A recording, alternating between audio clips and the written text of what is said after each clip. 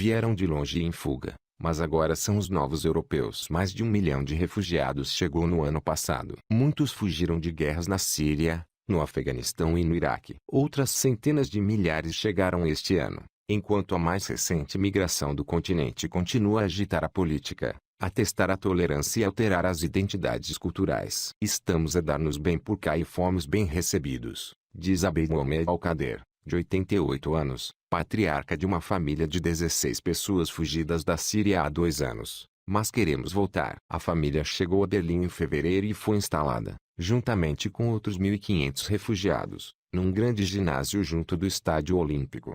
Europeus e, sobretudo, os alemães, encontram-se há 1 ano no centro de um inquietante debate público sobre o significado de identidade. Em causa está o modo como as pessoas nascidas em outros países se enquadram na identidade do país de acolhimento. Em finais de agosto de 2015, as tensões causadas pelo fluxo de refugiados provenientes do Médio Oriente atingiram proporções extremas. 71 pessoas foram encontradas mortas na Áustria, abandonadas por traficantes no interior de uma carrinha trancada. Grupos neonazis atacaram a polícia às portas de um abrigo em Edenau, junto de Dresden. Quando a chanceler alemã Angela Merkel visitou o abrigo para mostrar o seu apoio aos refugiados, manifestantes zangados saudaram-na com gritos de "Nós somos o povo". Chamaram-lhe prostituta, vagabunda estúpida e Volksverräter, um epíteto da era nazi que significa traidora do povo.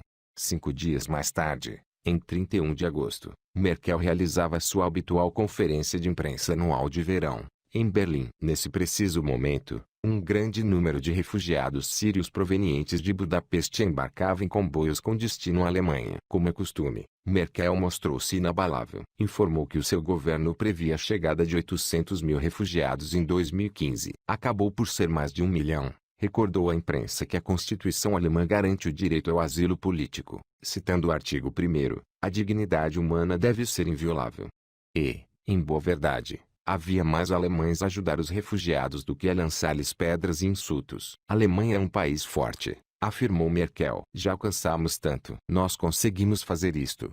Um dia, estas palavras, Wir schaffen das, poderão estar inscritas na sua lápide. Até lá, contribuíram para fazer da Alemanha o palco mais comovente de um drama mundial. Há décadas que a migração global aumenta mais depressa do que a população. Segundo a Organização das Nações Unidas, em 2015 havia no mundo 244 milhões de imigrantes, entendendo com a expressão os indivíduos vivendo fora do país onde nasceram. O número de refugiados forçados a sair da sua terra natal, 21 milhões, era maior do que em qualquer outro período desde a Segunda Guerra Mundial. Vários modelos de previsão sugerem que as alterações climáticas aumentarão esses números, com episódios de seca mais frequentes e problemas desencadeados pela subida do nível do mar. Há quem diga que estes fatores já contribuíram para a guerra civil síria, que desencadeou o atual êxodo para a Europa. O continente que recebe agora os refugiados alberga 1/3 dos imigrantes de todo o mundo desde a Segunda Guerra Mundial. Nos principais países da Europa, que em tempos enviaram os seus excedentes demográficos para os Estados Unidos da América, existem agora populações nascidas no estrangeiro comparáveis às dos EUA. Contudo,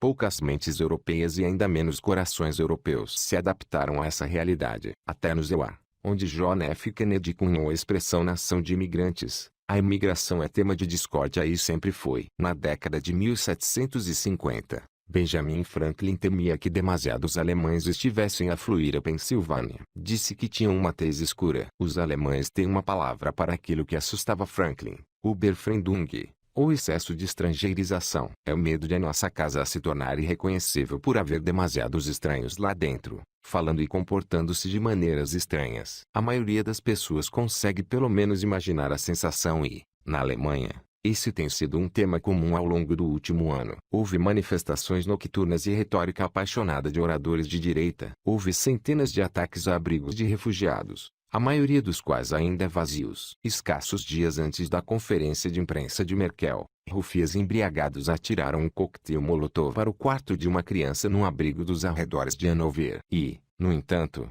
ouvia-se também o batimento das asas dos anjos bons, mais discreto, mas não menos vívido, com a história alemã a servir de plano de fundo. Há 3/4 de século, os alemães despachavam comboios cheios de judeus para campos de concentração no leste. Agora, saudavam comboios repletos de refugiados muçulmanos na estação ferroviária de Munique com alimentos, água, peluches e sorrisos. Num podcast alemão, ouvi uma jornalista do Die Zeit dizer aos seus ouvintes que era legítimo sentirem-se embriagados de prazer. Ao que outro jornalista retorquiu: a ressaca vem a caminho. A União Europeia está numa situação muito frágil, disse-me no passado mês de abril o ministro alemão dos assuntos europeus, Michael Roth. Espero que as pessoas tenham consciência disso. A vaga de refugiados, juntamente com a incapacidade da Alemanha para convencer o resto do continente a seguir o exemplo e abrir-lhes os braços, foi uma razão para essa fragilidade e o mundo inteiro ficou ciente dela no dia 23 de junho, quando os britânicos votaram a favor da saída da União Europeia num referendo nacional.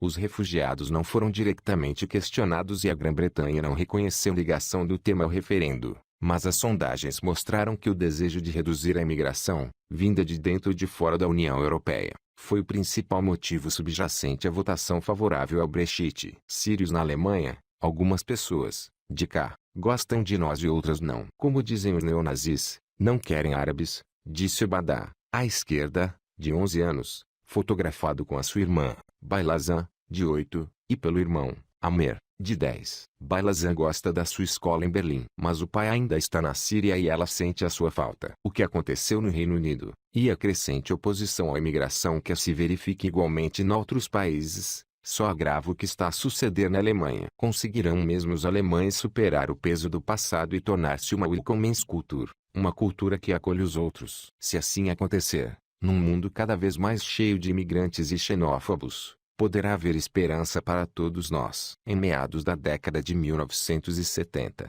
quando eu frequentava a escola alemã de Bruxelas, na Bélgica, tive um professor de estudos sociais chamado Volker Dahm. Embora eu seja norte-americano, o meu pai era frequentemente destacado para a Europa e frequentei escolas alemãs até a faculdade. Alto, de cabelo louro encaracolado e um rosto cinzelado, Dahm era um dos professores populares da escola. Foi na sua disciplina que descobri, pela primeira vez, o que foi o Holocausto. Ele lia, em voz alta, relatos gráficos de testemunhas oculares sobre os campos de concentração. Sírios na Alemanha, foi assim que carreguei a minha filha durante a viagem, diz Muhammad Juma, antigo porteiro em Damasco, fotografado com Farah, de 10 anos. Quando esta fotografia foi tirada em Berlim, a mulher e o filho estavam retidos na Grécia. Muhammad deseja uma vida simples e normal, e que este pesadelo acabe. Nascido em 1939, Dahm tinha apenas 6 anos quando a guerra acabou. O pai, igualmente professor, fora líder do partido nazi numa pequena aldeia do estado alemão de Hesse, mas eu não sabia disso na altura. Não nos falávamos há quase 40 anos, mas Dahm não foi difícil de encontrar. Um jornal local publicara uma notícia sobre o seu trabalho de voluntariado em prol de vítimas de crimes. Começamos a corresponder-nos e eu descobri que, agora já reformado, ele ensinava refugiados adolescentes, dezenas de milhares que tinham chegado sozinhos à Alemanha. O meu antigo professor convidou-me a visitar Rotemburgo do Fulda, uma vila do estado de Hesse com mais de 13 mil habitantes no centro do país, onde ele passara quase toda a sua carreira de docente. Assim, no inverno passado, eu e Dahm subimos as escadas de madeira do edifício quinhentista da Câmara Municipal até o gabinete de outro antigo aluno seu, o presidente Christian Grunwald. Rotemburgo é uma vila pitoresca, com casas antigas amontoadas à volta da praça do mercado e ao longo do rio Fulda, junto do palácio e do parque. No exterior, os sinos da igreja protestante confirmaram a pontualidade da nossa chegada, às 9 horas da manhã. A sudeste da vila, em Alimer-Kaserne, uma base militar na colina do vale, 719 refugiados sírios, afegãos, iraquianos e de outras nacionalidades davam início a mais um dia. Christian Grunwald é um homem de 39 anos, magro e atencioso e sorriso fácil. Desde que foi eleito, há 5 anos, tenta dar vida à comunidade e implantar negócios nas lojas vazias da sua cidade. Os refugiados, admite rapidamente, não eram aquilo que tinha em mente. Quando o Estado de Hesse informou, no início de julho de 2015, que centenas de refugiados chegariam no dia 3 de agosto, a notícia explodiu como uma bomba, contou. Cerca de 700 pessoas encheram o auditório da faculdade para uma reunião municipal. Ali foram informadas por funcionários do Estado que a Limer-Kaserne, em cuja renovação as Forças Armadas investiram 40 milhões de euros para depois a encerrarem, seria transformada num Stauffenheim-Richtung, Instalações onde os refugiados seriam alojados durante os seus primeiros meses na Alemanha enquanto aguardavam resposta aos pedidos de asilo e residência permanente. As instalações principais de Erse, em Gießen, estavam apinhadas, disseram os funcionários. As pessoas dormiam em tendas ao ar livre. No interior da sala de Rotemburgo, o ambiente ficou tenso. Quem vai pagar isto? Perguntou uma pessoa. Os refugiados serão autorizados a sair da base? Perguntou outra. São contagiosos. Havia medo no ar, disse o autarca. Mas ninguém se atreveu a levantar-se e a contestar abertamente. Acrescentou que ninguém, utilizando uma expressão típica alemã, queria ser mandado para o canto nazi. Thomas Bader, gestor de cuidados de enfermagem do Estado, recebeu o telefonema do Ministério dos Assuntos Sociais de Essen em finais de julho, pedindo-lhe que gerisse as novas instalações para refugiados. Chegou lá na quarta-feira, 29 de julho. A chegada dos primeiros refugiados estava prevista para segunda-feira. Thomas telefonou a Christian Grunwald, que lhe enviou 2 funcionários e depois dirigiu-se pessoalmente ao local. Ele e Thomas montaram e limparam as mesas e cadeiras da cafetaria. 2 dias depois, havia 600 pessoas à porta, disse o primeiro. Foi uma corrida louca contra o tempo e, no entanto, tudo tem corrido admiravelmente bem. Noutros lugares, as coisas foram mais complicadas. Ninguém estava preparado, ninguém na Alemanha, disse-me o coordenador de refugiados de Hamburgo, Anselm Sprandel. A cidade teve de acolher 35.000 refugiados no ano passado, metade do número que os EUA recebem do mundo inteiro. Nunca tivemos falta de alojamento, nem pessoas a dormirem ao relento, mas as tivemos perto. Os funcionários de Anselm instalaram as pessoas em lojas de bricolagem falidas, em módulos empilháveis feitos a partir de contentores de navio e em tendas aquecidas. Em Berlim, vários refugiados foram alojados nos ginásios das escolas ou num hangar do aeroporto de Tempelhof. Meras divisórias de plástico separavam uma família ou grupo dos restantes. Em Rotemburgo, Thomas Bader conduziu-me pelos corredores da caserna, passando por salas em tempos partilhadas por soldados e agora ocupadas por famílias individuais. Embora os refugiados sejam destacados e transportados para instalações específicas, esse recebe 7,35%, valor estabelecido por uma fórmula federal de partilha de encargos. No dia anterior à minha visita, uma família iraquiana de 6 pessoas dirigira-se pessoalmente à base de Rotemburgo. Foi-se espalhando palavra sobre os sítios agradáveis, disse Thomas Bader. Os refugiados fazem agora parte das ruas de Rotemburgo. Vemo-los subir vagarosamente a colina até a base militar,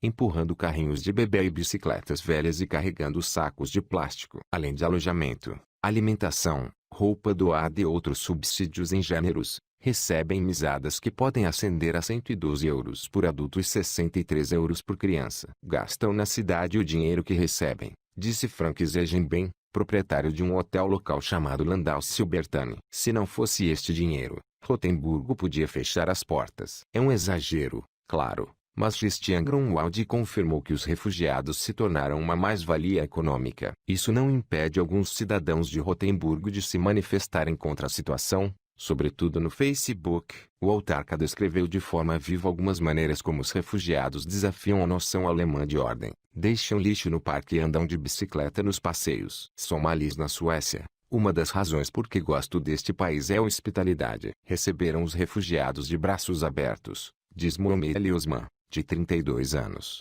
que se juntou à mulher na Suécia em 2012. Contudo, acrescenta, é difícil estar sem trabalho neste país e isso acontece sobretudo por causa da barreira da língua. Somalis na Suécia. Em maio de 2015, Israeli Saalad, de 10 anos, viajou de Mogadíscio para Malmo com a mãe e 2 irmãos. Viemos para este país porque é seguro, diz a irmã, Sanson, de 19 anos. A experiência de Sanson na Suécia tem sido positiva. Só não consegui aprender muito bem a língua. E depois existe a questão delicada da higiene sanitária. Muitos refugiados, habituados a buracos no solo ao estilo asiático, não gostam de sentar-se. Grunwald subiu para cima da sua cadeira e agachou-se para me dar uma imagem do problema. Num centro de refugiados em Hamburgo, encontrei alguns funcionários responsáveis pela manutenção a transportar aros de sanitas, queixando-se de que estão sempre a partir-se. Na base de Rotemburgo, onde vi um refugiado entediado a varrer o passeio, todas as casas de banho são limpas por alemães, de modo a garantir que o trabalho é bem feito, disse Thomas Bader. Vi uma equipa vestir fatos macaco descartáveis, com carapuços e máscaras, para limpar o jardim de infância. Alemães e refugiados entram em confronto relativamente a diferenças culturais que, por agora, são agravadas pela inexistência de um idioma partilhado. Estamos apenas no início em termos de compreensão das emoções e pensamentos do outro, disse o autarca. Se conseguirmos melhorar a nossa interação nesse aspecto, estou convencido de que alcançaremos um feito histórico. Christian não era um entusiasta de Merkel antes, disse-me, e não escolheu ter este problema. Mas agora sente-se totalmente empenhado. Com algumas exceções flagrantes, a função pública alemã respondeu à crise como se esperava. Ou seja, bem, mais surpreendente é a quantidade de alemães que quiseram investir pessoalmente no auxílio aos refugiados. Indianos no Reino Unido. Nasci aqui. Sou londrina de gema. Sempre me senti bem. Diria até que o meu legado cultural me granjeou mais respeito, afirma Charanjit Pada, professora de 26 anos. Ela quer que os imigrantes sejam aceites, mas também que aceitem a cultura britânica. É uma troca recíproca. Na vila de Dudestad, conheci um artista gráfico e DJ ocasional chamado Olaf Knauft que, no ano passado, acolheu 2 rapazes adolescentes da Eritreia. Um dia, explicou-me, conheceu uma mulher da agência de juventude local que lhe falou sobre a grande necessidade de patrocinadores e casas para todos os menores não acompanhados. Olaf tem 51 anos e os seus 2 filhos já abandonaram o ninho. Ele estava nervoso, mas decidiu arriscar com um eritreu de 18 anos chamado Desbele, cristão copta. Os dois deram-se bem, tão bem que, 3 semanas após a chegada de Desbele, em maio, ele confidenciou a Olaf ter um irmão de 16 anos, Yosef, que ficara retido na Líbia. Desbele mantinha-se em contato com os passadores. Eram necessários 2.500 euros para Yosef chegar à Alemanha. Olaf deu o dinheiro a Desbele. Em julho, ele e Desbele conseguiram encontrar Yosef numa autoestrada nos arredores de Munique, onde os passadores o abandonaram. Olaf tem agora 2 adolescentes em casa. E embora, por vezes, tenha de discutir por causa das luzes acesas, a louça por lavar e quem é que manda lá em casa, não se arrepende de nada. Chama meus filhos a Desbele e Yosef. Alguns dias antes de eu o conhecer, soube-se que Yosef tinha um irmão gêmeo detido numa prisão na Eritreia. Olaf pagou 1.500 euros pela sua libertação e transporte para o Sudão, onde aguardava agora a travessia do Saara. Este era, definitivamente, o último irmão, disse Olaf Knauft. Eu e ele sentamos-nos à conversa com Karin Schulte, uma professora reformada que ensina alemão a Desbele e Yosef 3 vezes por semana, sem cobrar dinheiro. Os rapazes frequentam a escola técnico-profissional, numa turma especial para imigrantes, e depois das aulas tomam o seu lugar na cozinha de Karin. Ela dá-lhes café e bolachas porque o café da tarde também é parte integrante de ser alemão. Um dia, após muita hesitação, ela disse aos rapazes que, na Alemanha, não era costume sorver o café com ruído. Yosef admitiu que, segundo a sua avó, também não era costume na Eritreia. Em Rotemburgo, um grupo de professores reformados da escola Jacob Grimmschule, onde Volkerdam lecionou durante décadas, organizou aulas de alemão no Stauffenhamen-Richtung. Certa manhã, passei algumas horas no local com Gottfried Wackerbach, um homem amigável de barbas brancas. Uma vez que os residentes da base mudam a cada 1 ou 2 meses, Gottfried não fazia ideia de quem iria ensinar naquele dia. 5 afegãos do sexo masculino,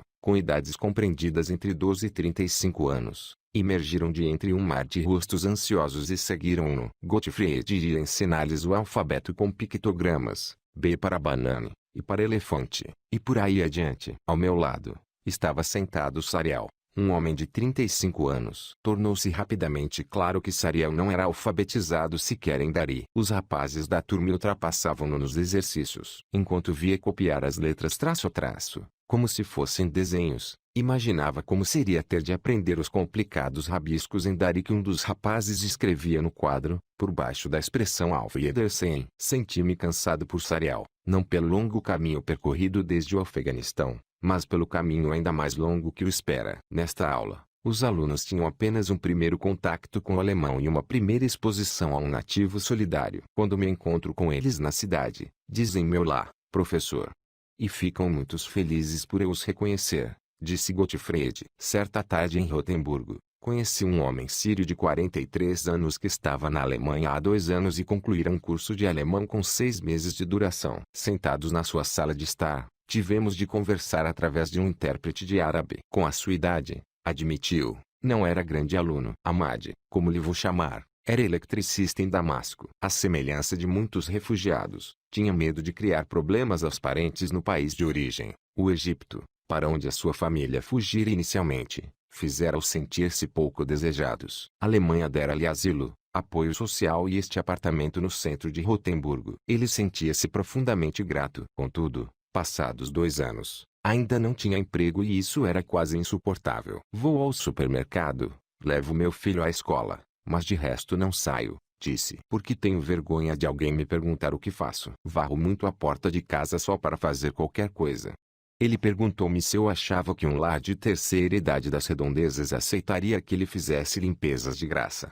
Os 3 filhos de Amar ouviam-nos silenciosamente. Frequentavam escolas alemãs há 1 ano e meio. Os 2 mais velhos estavam em Jacob Grimmschule. O seu alemão era bom. O mais velho usava uma t-shirt dizendo Paris em francês e em árabe, um gesto de solidariedade para com as vítimas dos ataques de novembro de 2015. Disse-me. Tinha esperanças de vir a ser cabeleireiro e estava a estagiar num salão de beleza. O rapaz de 14 anos disse que talvez ficasse um pouco mais na escola. O seu professor disse-lhe que ele escrevia melhor do que muitos alemães. É ponta de lança na equipa de futebol. A Alemanha recebeu cerca de 50 milhões de imigrantes desde a Segunda Guerra Mundial. 1 em cada 8 pessoas que ali vive atualmente nasceu no outro país. E, no entanto, quando Angela Merkel disse publicamente que a Alemanha era um Einwanderungsland, um país de imigração, o jornal Frankfurter Allgemeine classificou a afirmação como histórica. O partido de Merkel, União Democrata Cristã CDU, rejeitou a descrição durante décadas. Éramos um país de imigração em negação, afirmou Martin Lauterbach, diretor de um programa de integração do Gabinete Federal de Imigração e Refugiados, conhecido pelo seu acrônimo alemão, BAMF. Os primeiros imigrantes eram de etnia germânica, cerca de 12 milhões. Expulsos da Europa de Leste no final da guerra, chegaram a um país em ruínas. Alemães ou não, foram frequentemente mal recebidos. Erika Steinbach, representante da CDU no parlamento alemão eleita por Frankfurt, explicou como foi fugir da atual Polônia com a mãe e a irmã, ainda bebê, e chegar a uma exploração rural. O agricultor disse à minha mãe, vocês são piores do que baratas. Contou. Não havia muito calor humano. Houve ainda menos simpatia pelos turcos. Com o desenvolvimento econômico das décadas de 1950 e 1960, a República Federal da Alemanha precisou de trabalhadores. Recrutou-os primeiro em Itália, depois na Grécia, em Espanha e em Portugal, mas em maior número na Turquia. Na sua maioria, eram homens. Vieram sozinhos e foram empregados em fábricas ou na construção civil. Partilhavam quartos em casernas ou dormitórios. Não havia expectativas de permanência de nenhuma das partes. Eram trabalhadores imigrantes convidados. Regressariam à Turquia volvidos 1 ou 2 anos. Outros convidados ocupariam os seus lugares. O plano era esse. Mas a realidade foi outra. Os empregadores não queriam perder os trabalhadores que tinham formado. Os trabalhadores solitários importaram as suas famílias. O pai de Fatih Vlen trouxe a mulher e 3 filhos e já tiveram Fatih na Alemanha. Ao fim de algum tempo, ele assentou. Disse Fatih, ganhar bem na Alemanha era divertido. Ivren é atualmente secretário do Centro Comunitário da Mesquita Turco-Islâmica que o seu pai ajudou a fundar em 1983 em Bebra, uma vila operária a 8 quilômetros de Rotemburgo. O programa de trabalhadores imigrantes foi encerrado em 1973, quando o embargo ao petróleo árabe desencadeou uma recessão. Atualmente, porém, quase 3 milhões de pessoas de ascendência turca vivem na Alemanha. Apenas metade são cidadãos alemães. Alguns alcançaram posições proeminentes, como Cem Özdemir, o líder do Partido Verde. O que me espantou nas conversas que tive com turcos comuns, porém, foi a coerência da sua postura ambivalente face à Alemanha. O estatuto de convidado num país durante décadas é uma loucura, afirmou Isaac Ozikussuk, assistente social em Kreuzberg, o bairro de Berlim onde muitos turcos se instalaram. Ela veio para Berlim com apenas 11 anos e vive ali há 36. Ainda não se sente aceite e os seus filhos também não. Os meus filhos, a quem eu nunca disse vocês são turcos, começaram a dizer nós somos turcos a partir do 4º ano de escolaridade. Porque foram excluídos. Isso magoa-me. E, no entanto, Kreuzberg é o seu lar amado. Viemos como trabalhadores e fomos integrados como trabalhadores, não como vizinhos e co-cidadãos, comentou Amit Suzen, de 44 anos, nascido em Berlim. Ele não consegue integrar-se plenamente numa sociedade a qual seu pai não pertence, explica. Em Bebra, por outro lado, Toda a gente se conhece e os turcos organizam um festival cultural todos os anos na Praça da Vila, disse Fatih Evren. A integração funcionou. Mesmo assim, embora tenha nascido e crescido na Alemanha e tenha amigos alemães, ele espera ser sepultado na Turquia. A aceitação plena na Alemanha nunca foi fácil, mesmo para alguns alemães. Os avós maternos de Christian Grunwald eram refugiados de etnia germânica, oriundos do norte da Sérvia, e vieram para Rotemburgo depois da guerra. A sua mãe contou-me a história numa tarde passada em Alimer Kazerni. Estávamos na antiga casa da guarda, rodeados por celas cheias de peças de vestuário doadas. Gisela Grunwald coordena uma operação da Cruz Vermelha que fornece roupas aos refugiados. A mãe de Gisela encontra-se agora num lar de terceira idade, contou-nos. A sua ascendência é germânica, ela vive em Rotemburgo há 65 anos. O seu neto é o popular presidente da Câmara Municipal e, mesmo assim, disse Gisela, não foi há tanto tempo como isso que alguém se aproximou dela e lhe disse não és alemã. Ao que parece, ela não se livrou completamente do sotaque que trouxe consigo da Sérvia. A Alemanha aprendeu com a sua experiência com os turcos e outros imigrantes. As suas leis de cidadania tornaram-se mais descontraídas nos últimos 16 anos. Até o ano 2000, era geralmente necessário ter sangue alemão, ou, pelo menos, um progenitor alemão, para obter cidadania alemã. Agora, um residente legal há 8 anos ou um indivíduo com um progenitor nessas circunstâncias pode tornar-se cidadão alemão e, em alguns casos, manter a outra nacionalidade. Além disso, ao abrigo de uma lei aprovada em 2005, o governo alemão oferece agora cursos de integração aos beneficiários de asilo. O BAMF contratou milhares de novos funcionários para processar centenas de milhares de pedidos de asilo acumulados e investiu mais de 500 milhões de euros em programas de integração este ano. A agência estima que 546 mil pessoas frequentem o curso em 2016. Indianos no Reino Unido: vim para cá porque o meu Sardarji veio da Índia para os nossos filhos estudarem, diz Nishatar Pal, de 92 anos, referindo-se ao marido. Esta família londrina cresceu desde a sua chegada em 1970 e inclui agora uma neta, Pada, na foto anterior. Sou feliz aqui. Muito feliz. Na política alemã, existe actualmente consenso quanto à necessidade de imigrantes. Os óbitos excedem os nascimentos em quase 200 mil por ano na Alemanha e esse número está a aumentar. Sem imigração, a população estaria a diminuir. O grupo de reflexão Instituto Berlim para a População e o Desenvolvimento estima que, para manter valores constantes da população em idade produtiva, as pessoas que financiam as pensões para a crescente quantidade de reformados, a Alemanha precisaria de uma imigração bruta de cerca de 500 mil de pessoas por ano até 2050. Contudo, muitos refugiados não são a mão de obra qualificada necessária ao país, nem estão preparados para ingressar nos famosos programas de estágio. Mais de 15% são analfabetos. Muitos dos outros não são qualificados segundo os padrões alemães. Numa escola técnico-profissional em Baresfeld, visitei 4 turmas de imigrantes que estão a receber 2 anos de formação para adquirir os conhecimentos equivalentes ao 10º ano de escolaridade e poderem, de seguida, inscrever-se num estágio. A maioria tinha uma idade superior àquela com que normalmente se frequenta o 10º ano. Numa das turmas, reconheci Mustafa, um afegão de 17 anos e expressão triste que conhecera no dia anterior no lar para rapazes refugiados onde Volkerdam leciona. Mustafa disse-me que estava muito feliz por estar na Alemanha, não só porque agora estava seguro, mas porque podia ir à escola. A maioria dos imigrantes da escola Baresfeld acha que é uma bênção poder aprender. Muitos alemães consideram um dever e o dever é sempre mal,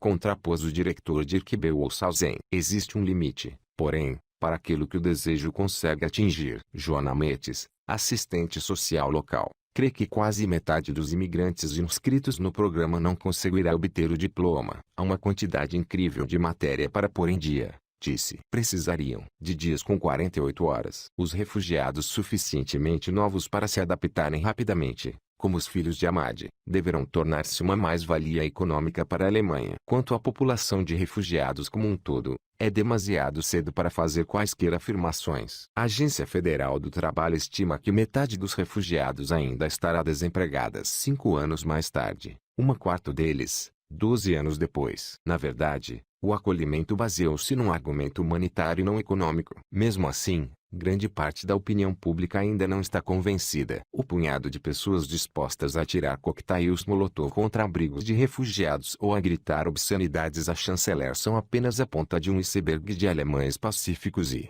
na sua maioria, silenciosos que, lá no fundo, não quer tantos imigrantes na Alemanha, sobretudo muçulmanos. As culturas cruzam-se e, por vezes, encontram-se num café em Kreuzberg. Este bairro de Berlim tem sido um refúgio para os imigrantes turcos desde a década de 1960. A Alemanha pouco fez para os acolher, mas agora, face à nova vaga de imigração, aprendemos a lição, resume Michael Roth, ministro para os assuntos europeus. Uma grande maioria dos alemães aceita intelectualmente a imigração, disse a cientista política Naika Froutan. Em termos emocionais, contudo, não são assim tantos. A equipa de Naika sondou 8,7 milhões de residentes alemães em 2014, antes dos ataques a Paris e Bruxelas ou do grande aumento de refugiados, e concluiu que quase 40% defendem que quem usa um lenço na cabeça não pode ser alemão. 40% limitaria a construção de mesquitas ostensivas. Mais de 60% baniria a circuncisão, um ritual essencial nas religiões islâmica e judaica. Por fim, cerca de 40% considerava que, para ser alemão, é preciso falar alemão sem sotaque. Mesmo antes dos ataques terroristas e de uma série bizarra de incidentes à porta da estação de Colônia na véspera de Ano Novo, quando alguns imigrantes, mais de metade dos quais oriundos do norte de África, assediaram e molestaram centenas de mulheres, a maioria dos alemães sentia já os muçulmanos como uma ameaça. Esse sentimento motivou a ressurgência da direita política. Não creio que uma massa tão grande de pessoas possa ser integrada,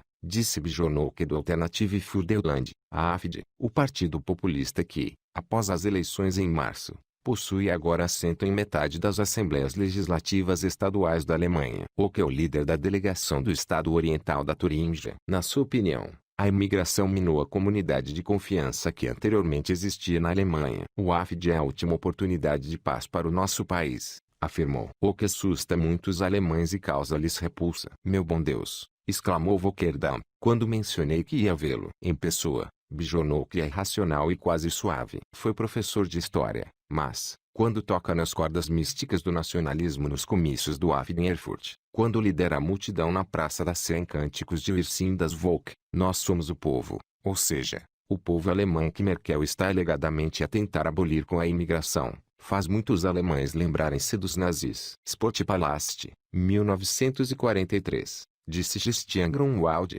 referindo-se ao discurso tristemente célebre de Josep Goebbels. Contudo, muitos alemães partilham pelo menos algum do desconforto de que uma torrente de ataques perpetrados por refugiados no verão passado só veio reforçá-lo. Nas eleições municipais de Hesse no passado mês de março, um em cada 8 eleitores de Rotemburgo elegeu a AfD. Nas eleições legislativas estaduais de Saxônia-Anhalt realizadas na semana seguinte, foi um em cada 4. Seria difícil mandar assim tantas pessoas para o canto dos nazis. Mas de que têm elas medo? Numa única palavra, Parallelgesellschaften, ou sociedades paralelas. As zonas da cidade onde nem nos apercebemos de que estamos na Alemanha, como diz Björnke. A expressão é um bicho-papão mesmo entre os alemães moderados. Para um norte-americano, pode evocar a imagem mais benigna de uma Chinatown ou pequena Itália. Porque não podem agora os alemães aceitar os imigrantes com o mesmo espírito? Faço a pergunta a Erika Steinbach, que apesar de ser, ela própria, uma antiga refugiada, tem sido uma crítica polêmica da política de Merkel, a partir do flanco direito da CDU. Não quero isso, disse. Devemos preservar a nossa identidade. Erika descreveu a ameaça contando histórias. A sua secretária em Berlim foi apalpada por um homem na estação de comboios que era de certeza um refugiado. O filho do seu cabeleireiro, em Frankfurt, era apenas um de 2 alemães nativos na sua turma da escola primária. Um funcionário da CDU da mesma cidade disse que gangues de imigrantes andavam pela principal rua comercial arrotando na cara das pessoas. Onde vai isto parar? Perguntou. Quando falei com ela, já tinha conhecido alguns dos novos rostos da Alemanha. Havia Amad, varrendo o chão à porta de casa em Rotemburgo. Havia os 2 rapazes do abrigo de Berlim que, contou-me seu pai, Muhammad, choravam até dormir quando não conseguiam falar com a mãe, que está em Damasco. Havia Sharif, que via a Alemanha como a sua última oportunidade. Os seus filhos não frequentavam a escola desde o início dos confrontos, em 2011. E depois, havia uma jovem de 20 anos, visivelmente grávida, com o seu rosto suave envolto no lenço. Pouco depois de começar a falar, irrompeu em lágrimas com saudades da família ainda na Síria. Chorava com gratidão pela bondade dos alemães, mas também devido ao medo que sentira na noite em que uma multidão enfurecida se juntara na rua. Se pudesse, diria aos alemães que não estava ali para lhes roubar nada. No inverno passado, cerca de 2.000 refugiados do Médio Oriente, incluindo Zainab, de 55 anos, um curdo sírio viajando com o filho, foram instalados num hangar em Tempelhof, um aeroporto de Berlim encerrado em 2008. Muitos refugiados passaram meses em abrigos deste gênero, aguardando o momento do pedido de asilo. O ódio era estarrecedor, mas eu conseguia perceber a apreensão sentida por muitos alemães. Até Ahmadi conseguia. Os alemães têm razão em temer pelo seu país, disse. A Alemanha está habituada à segurança e ordem. As pessoas têm medo de que isso mude. Porém, o mero conhecimento de Ahmadi e dos outros afetou-me. Perguntei a Erika Steinbach se já tivera algum contato pessoal com os refugiados. Não, respondeu. A hostilidade em relação aos imigrantes na Alemanha tem sido mais forte nas regiões onde eles vivem em menor quantidade. Nos antigos estados da Alemanha de Leste, estes continuam a ser mais pobres do que a Alemanha Ocidental. O crescente fosso entre ricos e pobres no país em geral também promove sentimentos contra os imigrantes e contudo não existem fundamentos que justifiquem os sentimentos de ansiedade face aos refugiados, argumentou Naika Foroutan. A economia alemã é forte, a taxa de desemprego é baixa e, no ano passado, o governo registrou um superávit de 19.400 milhões de euros. A Alemanha pode dar-se ao luxo de integrar refugiados e, simultaneamente, investir em infraestruturas que beneficiem todos os alemães. Não é um pânico real, comentou Naika. É um pânico cultural. Com 44 anos, filha de mãe alemã e pai refugiado do Irã, esta investigadora deposita as suas esperanças na educação. Podemos educar as pessoas para verem a integração como um acto evidente, disse, lembrando como a Alemanha tentou, com um sucesso limitado, erradicar o antissemitismo da sociedade. Desde a Segunda Guerra Mundial, as novas gerações cresceram confrontadas com aquilo que os nazis fizeram através da televisão e também da escola. A sondagem de Naika Foroutan sugere que está em curso uma alteração semelhante face aos imigrantes. Os jovens alemães são mais propensos a aceitar a circuncisão e as mesquitas. Os refugiados chegaram a um país ainda à procura de uma nova identidade, um novo nós alemão, nas palavras proferidas pelo presidente Joachim Gauck num discurso em 2014. Segundo Naika Foroutan, esse nós mais inclusivo faz parte do significado de uma Alemanha moderna, aberta ao mundo e à mudança. Contudo, muitos imigrantes muçulmanos também não são exatamente abertos e modernos. Segundo um inquérito de 2013, cerca de 30% são fundamentalistas, acham que o Islã deve regressar às suas raízes do século VII e à precedência das suas leis sobre as leis seculares. Na mesquita de Mevlana, em Kreuzberg, conheci um jovem professor barbudo, Serkan Özalpay, que, à semelhança de outros muçulmanos, falou sobre a hostilidade com que é tratado pelos alemães. Por vezes, cospem-lhe quando passa por eles, vestido com seu turbante e túnica até os pés. Serkan surpreendeu-me ao falar como Hafid. Os refugiados não pertencem aqui, afirmou. Os muçulmanos não pertencem a este país.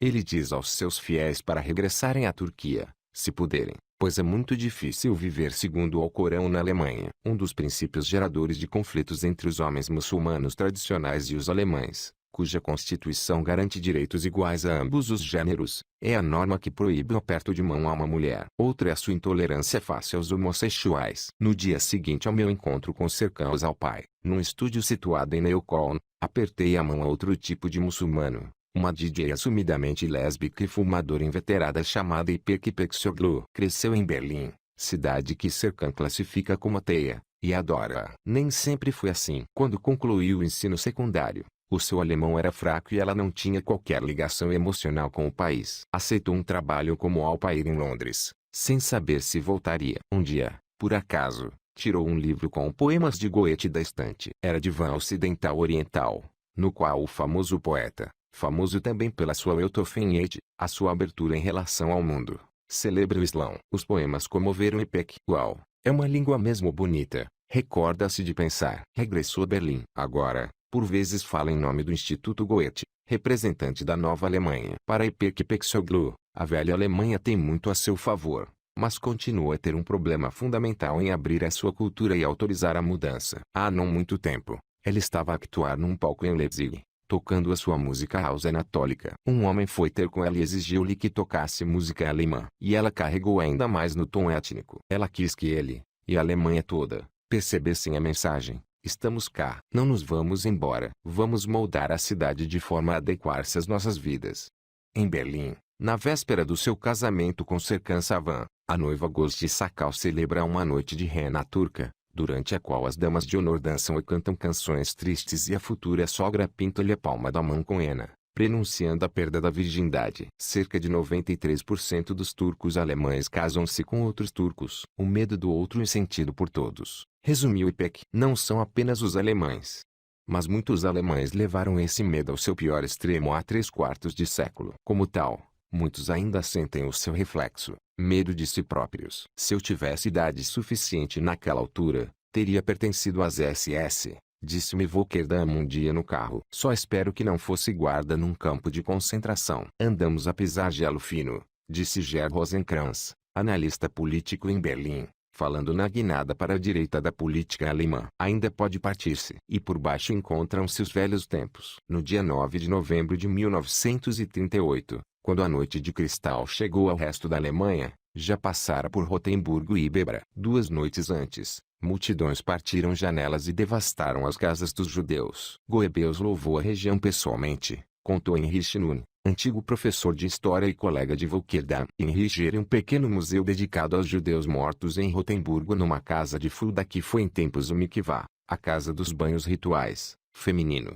Certa tarde, eu e Volkerdam fomos à Câmara Municipal de Bebra visitar Uli Hartmann, um homem de 56 anos que dirige o jardim infantil e os programas de juventude da vila. Uli cresceu numa aldeia das redondezas, onde nunca viu um imigrante. Quando se tornou assistente social em Bebra, começou a trabalhar com imigrantes constantemente. Não vê qualquer problema em Bebra tornar-se 90% estrangeira. Levou-me à janela para ver a praça da vila. Apontou-me a placa de bronze com a lista dos nomes de 82 judeus de Bebra assassinados nos campos de extermínio. Uma placa mais pequena evoca a sinagoga desaparecida. Hoje, vivem-se tempos excitantes na Alemanha, afirmou. Ao voltarmos ao tema dos refugiados, tenho de confessar que fiquei comovido com a enorme vontade de ajudar demonstrada pelos alemães. E ainda não esmoreceu. Volkerdam ouvia-nos em silêncio, mas interveio nessa altura. É a primeira vez na minha vida.